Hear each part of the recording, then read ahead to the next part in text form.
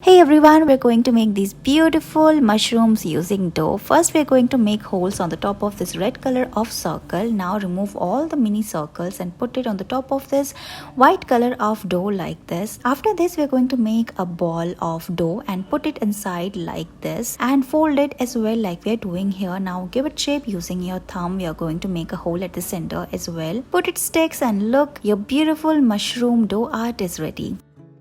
We're going to make these beautiful carrots using dough. You can use a food color and give it orange color to the dough. After this, roll all of them and make the carrot like this. Similar way, make green sticks, cut all of them and put it on the top of the carrot. Dab it like this and look, your carrot dough art is ready. We're going to make chilies using dough. For that we're going to take this red color of dough, roll all of them and give it a shape of chili. Similar way we're going to put this green on the top of this. Now you can also put oil for the shiny part and look, your chilies are ready.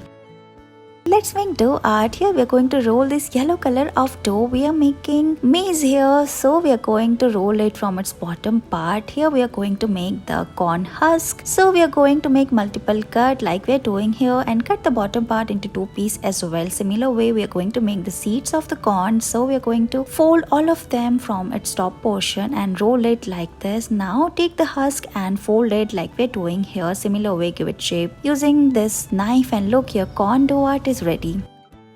In this video, we're going to make these corn seeds. So let's get started. We're going to roll this yellow color of dough. Now using this knife, we are going to cut all of them and make shapes like this. Here we're going to fold all of them like we're doing here and make the seeds. Similar way, we're going to put this white dough at the center. Cover it like we're doing here from the seeds of yellow dough. And we're going to fold all of them and tie them like we're doing here. Make lines like this using a knife. And look, your maize seeds are ready. Thank you so much for watching this video.